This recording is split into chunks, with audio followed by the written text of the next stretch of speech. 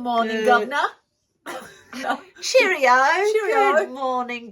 That sounds very theatre, my version. It is. Well, theater is the name of the game because today we're doing a Charles Dickens Christmas. I'm Cinnamon. I'm Allison. And we are ready for Christmas. Happy Christmas. So I'm the MC for today's episode.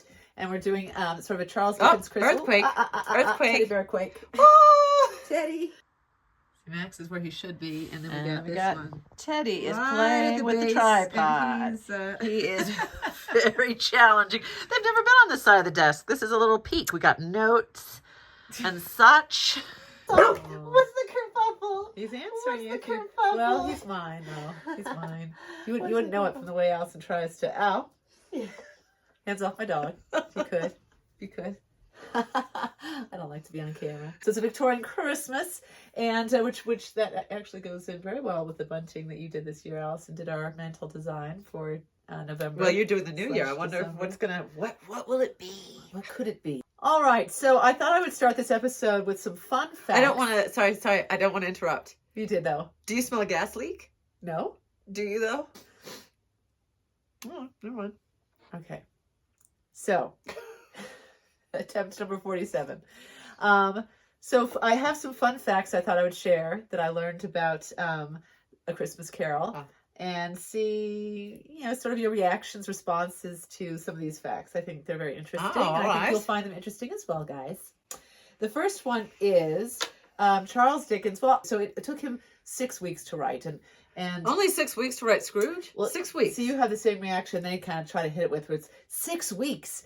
When you think about this, what the author was saying, when you think about how long we had to wait between Harry Potters, that he was able to write Scrooge in 6 weeks. Well, please note, it was only 30,000 words, which I only say because technically that's a novella. It's not Harry Potter's like 5 novellas. I don't know how many words a Harry Potter has, but so that's not a fair comparison. What is your goal when you write every day?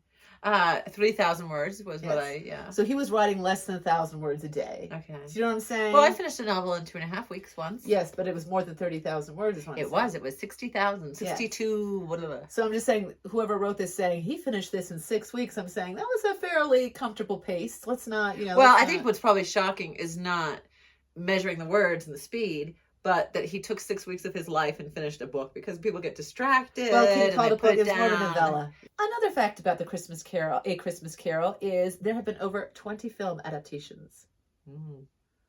The one we watch every single year is our dad's favorite. It's the one with Albert Finney.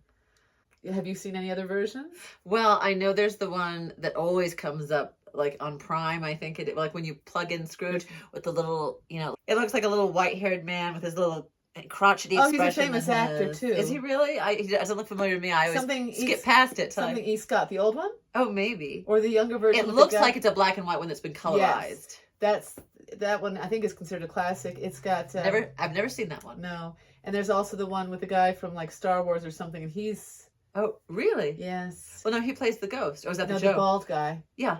Marley? Scrooge. Wait, who's the bald in Wait, sorry. In another adaptation. Wait, there's a bald guy in Star Wars?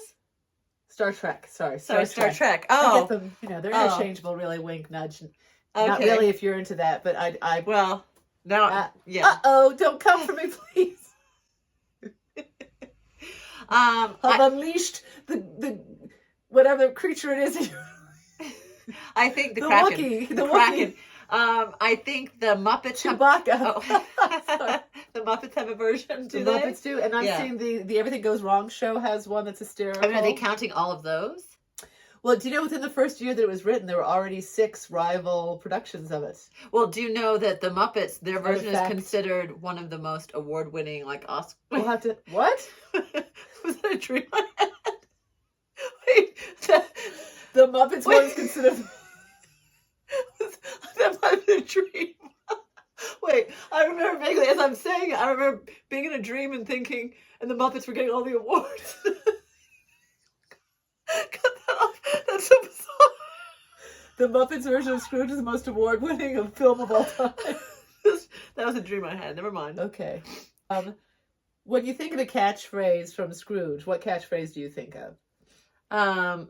Bless us, everyone. I see. That's the one that came to mind. They say "bah humbug," obviously, but so they were making a thing about the fact that that's actually only said twice in the entire story. I thought it was only said once. What was the second time? I know. What was the first time? Really, I get confused. But... Well, someone tries to wish him a Merry Christmas at the very beginning. He says "bah humbug," doesn't he? But so what's apparently the second he says time? it twice. Well, in the original story, he never even visits the Cratchits on Christmas Day. That was. Are they the Cratchits or the Cratchits? What? The Cratchits. Bob Cratchit. They're not the Cratchits. That's a crotch is something entirely different. So, I can't help but notice you've written 2 tablespoons of butter. What is this? 2.5. That was a scone recipe I did this morning. So you can see I had it at an English breakfast this morning, which sort of inspired my idea for today's theme. It was, you made enough for me as well, because when I came in, you handed me a plate, and it was, as soon as I saw the plate, I was like, this is an English breakfast. It had the beans and the egg and the sausage and the tomato. Very, very creative, Sam. Yes, well.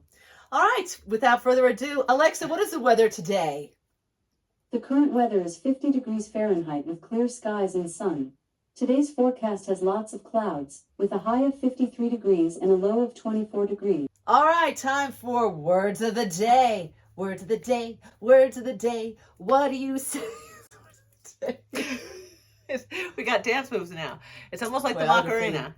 Something else to put on my resume, choreographer. All right, so I did 3 quotes from Charles Dickens. Very cool, son. Very cool. One was, "We forge the chains we wear in life," which I thought is so poignant. Oh, when he's talking to Jacob Marley about it's not necessarily from his story. I don't know if it is or isn't.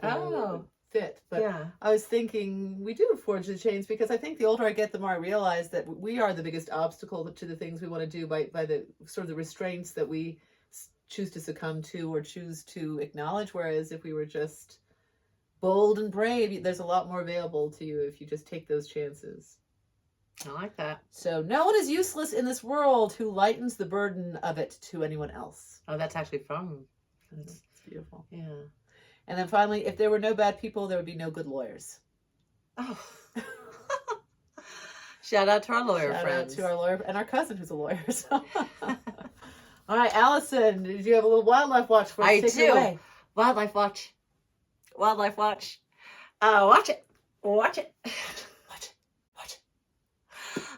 So in keeping with your theme, you told me that the theme was England. For the Wildlife Watch, I'm taking us out of the forest, away from the cabin, to Rye, England, to the mythology and story of Bob the Cat.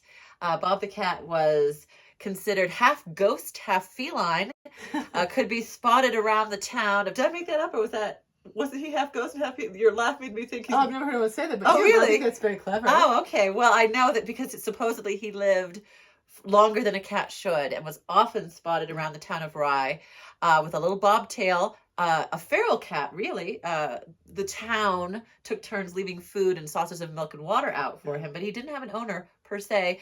And such a part of the fabric of the town of Rye, England, that like little mascot. He appeared in there when you went to the local shop to play Rye Bingo. They have a little Rye Bingo scavenger hunt for the kids. Bob the Cat appears on it. Among all the monuments of the town, he's the only non-monument. There's Bob the Cat. So he's definitely has a reputation.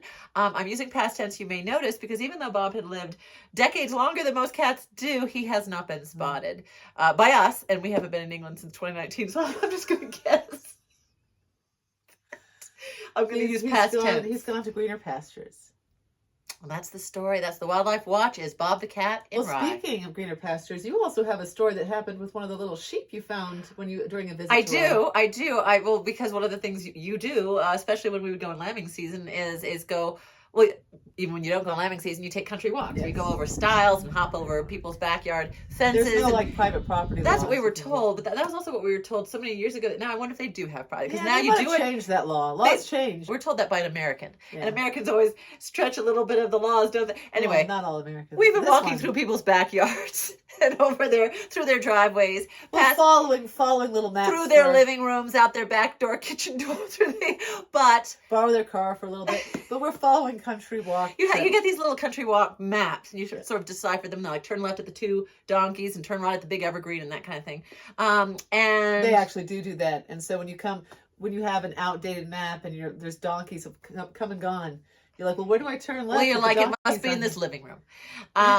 But we did, one of the things you do is you pass through lots of fields of sheep. And once I was walking through a field of sheep, actually by the castle. There's a little castle that's out there by Rye, a very popular country walk. And there was a baby lamb that had either just been born, like literally seconds ago, Oh. or had been born like maybe the day before, because she or he was laying on the ground, not moving, and looked, I think there was like an umbilical cord, like definitely newly born, but so cold. It was early in the morning, frosty morning, and no ewe around. There no ewe as in the sheep, like no mama around. So I stopped. I was with my mom. I stopped, and I was like, we've got to pick up this lamb and take it to the farmer. Literally pick it up. Scoop it up and take it to the farmer, because you can't just leave a baby lamb suffering. No, of Yeah, course. yeah. And did you? No, we didn't. There was a little bit of concern about, ironically, privacy law. But my mom was very adamant that you couldn't grab, that the farmer was coming around and he would see it, but we shouldn't take someone else's livestock and carry it, because what if the mom had just skittered away since we were walking by? Okay. So we didn't. So, current events.